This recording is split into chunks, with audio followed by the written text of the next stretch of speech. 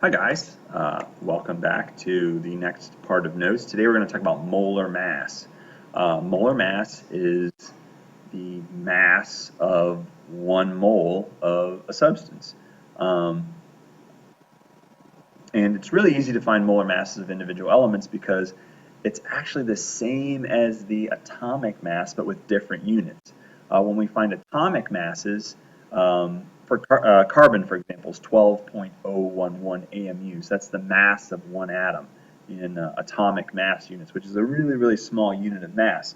Molar masses are in grams, and we use the unit of grams per mole, which makes molar mass a really good conversion factor.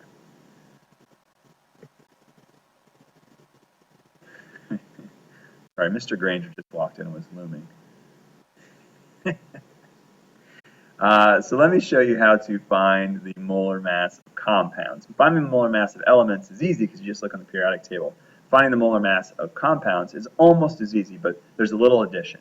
Basically, what you're going to do is add up all the individual masses.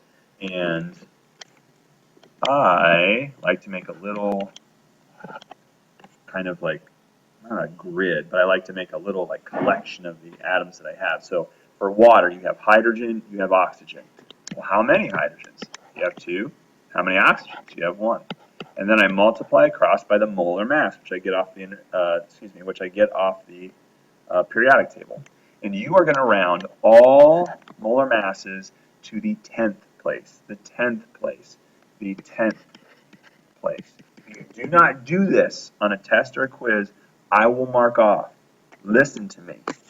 Listen to me. I will mark off. So round these off to the nearest tenth. Do it while you're getting ready to add them up. Don't wait to the end because you will make mistakes. You'll make rounding errors. I promise. I'm not trying to insinuate anything, but you will make mathematical errors. So just do it here. Oxygen is 16.0. Multiply across 0.0, 16.0, and add them up. 18.0, and the unit is grams per mole. That is the molar mass of water. 1 mole of water has a mass of 18 grams. What about something a little more complicated? Ammonium phosphate, for example, NH4 in parentheses 3, so there's 3 of the NH4s, PO4. We have nitrogen, hydrogen, phosphorus, and oxygen.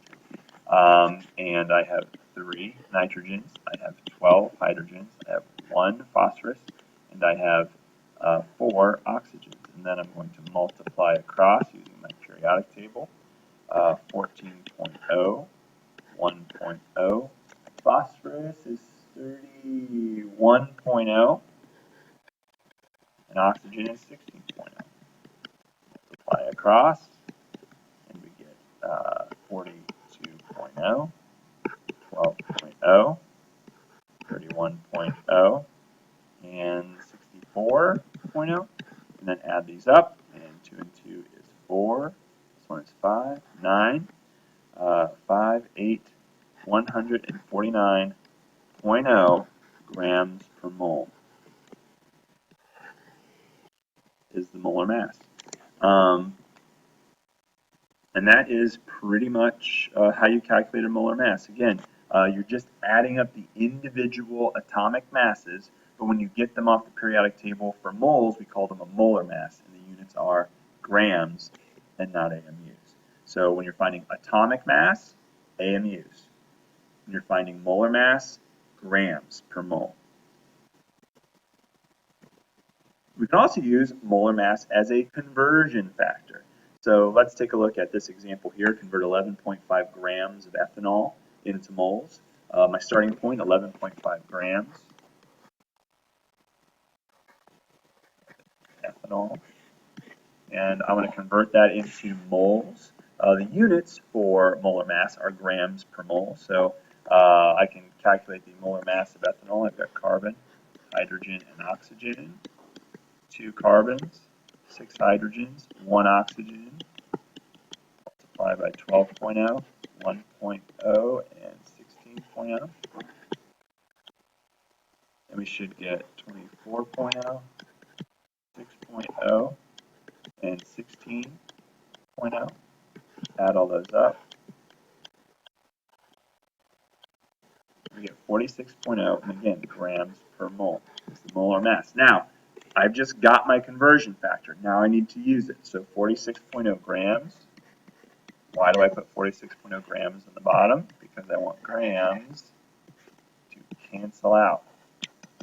And I'm left with moles of ethanol. So I'm going to go ahead and calculate this out using my handy dandy Superfly calculator.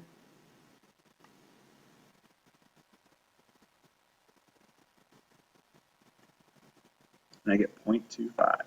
So 0.25 moles of ethanol, or F, as it's called in the business. Yeah, so that's conversion using molar mass. We can also link this with Avogadro's number, as we saw in the last one. We can use Avogadro's number to convert between moles and molecules, or molecules and moles, or moles and atoms, or atoms and moles.